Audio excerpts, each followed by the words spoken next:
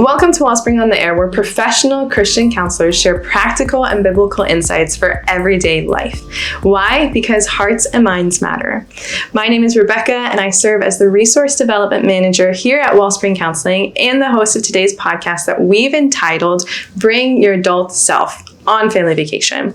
This is the fourth of our series that we've entitled Going on Vacation, Remember to Pack Your Therapist. And with me to join in on this topic is Lindsay Steffen. Yes. Welcome again, Lindsay. Hello We're again. glad to have you again. Yes. Look at us, 4 podcasts in a row. I know. We're a dream team over here. We are. Do you mind just sharing a little bit about who you are, what you do? So I'm the clinical manager at Wellspring. So I'm over the therapist team and all clinical matters. And then I'm also a licensed mental health counselor. So I still carry a smaller caseload at Wellspring. Awesome. You want Lindsay as your therapist. Don't say that. No openings. Oops, sorry.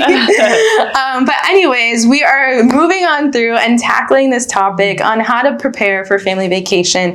Again, we're going into the summer months. Lots of people have plans and family that they're visiting. And so there's a lot of things that we can do to prepare to make that a more fulfilling time versus a draining time. Often we come back from vacations and we're like, I just need to talk to no one and see no one and go on a solo vacation. Right.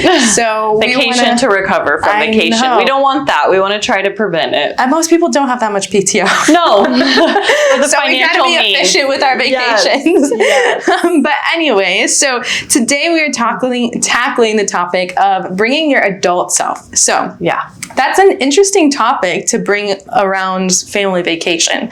So I would love for you to share a little bit about what do you mean when we say your adult self?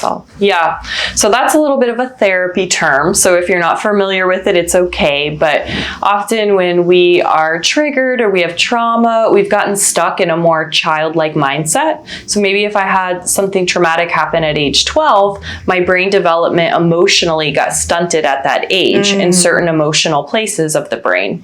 So when we say bring your adult self, we're wanting to show up and not react like we did as a child. So maybe when you go home and, mom is telling you what to do or dad is being domineering. And again, we're not putting families like, all families are horrible, but some of us do have a mom, a dad, a brother, a sister, a cousin who they have an irritating quality or something that we don't prefer. So let's say you do feel controlled by someone in your family.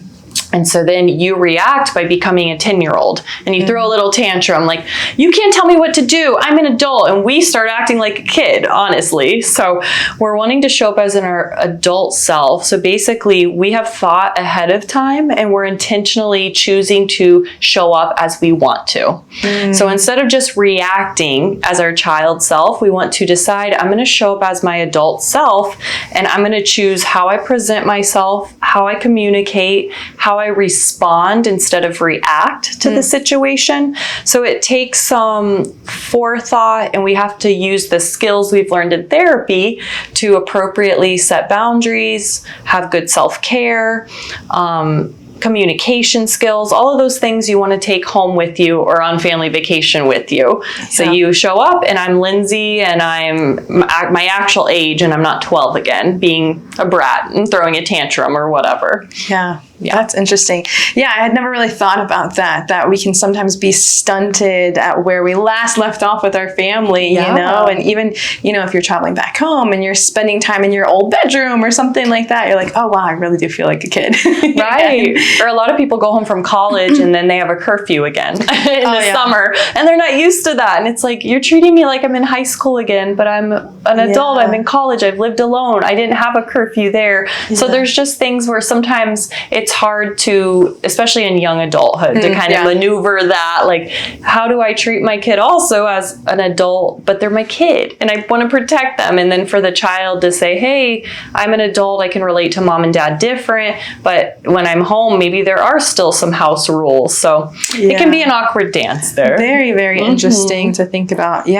So adult self, what would you then recommend or what would you say are some ways to bring your adult self then? I know you kind of mentioned a few, but what are some other ways that you would say? So one way is, again, I kind of touched on this, but analyze how you used to act and decide how you would like to act. react. And that's a great thing to go over with your therapist before going home, before Christmas vacation, summer vacations together is, okay, here's the things that I used to do, the things I used to say, how I used to blow up, and I don't like that. So then honestly, we don't know of an alternative unless we set our mind to it.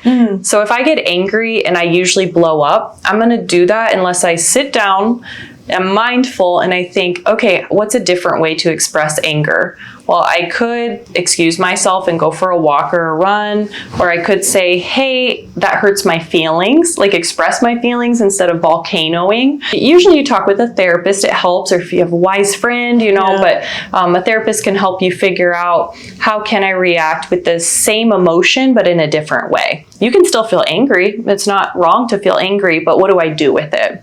Another thought on that is kind of describing who you want to be with your family. So maybe not just how I want to act, but who do I want to be in my family now? So I want to be a strong young woman. I want to be a protector of my little nieces and nephews. I want to be a good daughter. I want to be someone my mom could confide in even now that we're both adults and the relationship has shifted.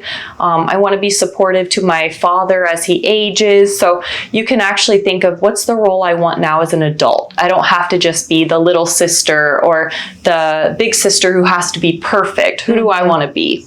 Yeah, that's a good way of putting that. Just spending some intentional time to kind of reframe, like what we talked about in our last podcast, and re-envision who I want to be in my family as well. And so what are those steps then to do that? Right. It's not going home and just like, oh, mom's going to do all the cooking and cleaning and stuff. But okay, wait, I'm my own adult. I can make my own food too. So I can step in and help, I can be her companion in this and stuff like that. So instead of I'm a lazy teenager, mom made me a grilled cheese, maybe I should cook dinner tonight. Yeah. I'm 35. You're like, that would be appropriate, Exactly. Yeah. Makes a lot of sense. But that's interesting. So again, some of these things are like easier said than done. And how do you then are there any ways for you to kind of practice these things then before actually finding yourself in these situations, whether it's going home or meeting up for family reunion and vacation? What would you recommend? Yeah. So I think one thing is if you have trusted friends, you could practice with them. Like, hey, let's role play a little. You can do this with your therapist too. Role play. Okay, therapist is your mom. And so, hey, I'm going to say what your mom would say. How do you want to respond back? And you can kind of tweak it in session. Say, hey, that still sounded condescending. How would you rather respond to your mom? Or with a trusted friend, just say, hey, say this to me that my mom always says, and let me try to practice responding in a healthier way. It's not the same energy you have in the situation when your blood starts to boil and you're like, oh, here we go. But it does help you practice the verbiage. So then when you want to use it with a family member, it's a little more natural. Yeah. You can practice it with yourself too. Write it down on a note card, read it, kind of practice the language you want to use. And it sounds weird to write it down, but it's because it's not your default. It's not how you normally respond. And so you have to practice it almost like lines for a play, kind of, until it becomes natural and it just flows out. Yeah, those are some really good points. Super helpful to consider as I anticipate my summer vacation plans and things like that too. And thank you so much for putting just words around it, because it's hard to pinpoint some of those things. Like, this is what's happening and how do I actually do something about it then and prepare for it too. Yeah. And the idea of being our adult self and not, residing to who we were as little kids in our own home and stuff. And so that's really helpful. So it doesn't feel good when we do that. And then after, we usually feel dumb. Like, why did I act like that? Or why was that was so immature. So it helps you too. You feel like you've been true to yourself and to your adult self. So I think it's better for your family. You're responding in a healthier way. Hopefully they can pick up on that. And then you also leave feeling like you are your genuine self. So feel more empowered and like you are who you are with your family now too. I think I have one more little tip that came to mind is sometimes when those old the old roles emerge. So you're kind of going back to your old child role or whatever role. You can use humor too. I think sometimes that's a gentle way to set a boundary instead of like being like, hey, mom, I'm setting a boundary now. You know, like in real life, it doesn't usually work that way. It does not. Or, you know, your mom's like, cool, I don't care. If they don't, not a family that cares about boundaries, you know? So, and again, a lot of parents are wonderful, brothers and sisters, cousins. So this is just for people who specifically have some really difficult family members. So we're not bashing on family overall. So just want to reiterate, but I love humor. I love to, you know, mom says, hey, did you eat lunch yet? And kind of can say, oh man, I'm glad you asked, you know, who's been feeding me these 35 years or whatever, you know, and we don't want to be disrespectful. So you have to know the person and know what can you kind of joke about, or, you know, someone says, hey, have you already showered?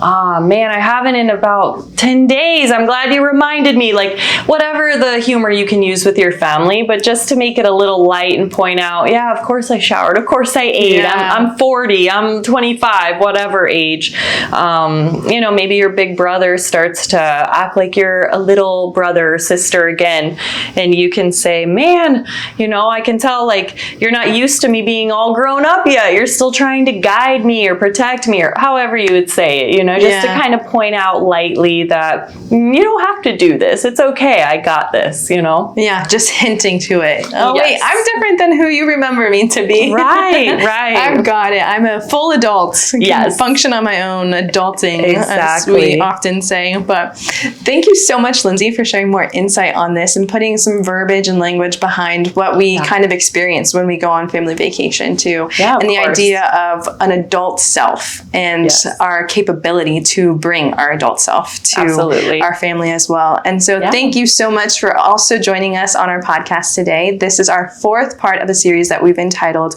Going on Vacation. Remember to pack your therapist. You can buy them a ticket to Europe if you want. You know, I know Lindsay likes to fly first class, so she likes the extra legroom. Or you can request a telehealth appointment. We have therapists on staff that are available before, during, and after vacation. If you ever need any sort of resources as well. And so we thank you for joining us today and tuning in to Wellspring on the Air. We'll see you on the next podcast. Bye-bye. Hey there. Thank you so much for tuning in to Wellspring on the Air. We hope that you got something valuable out of today's episode.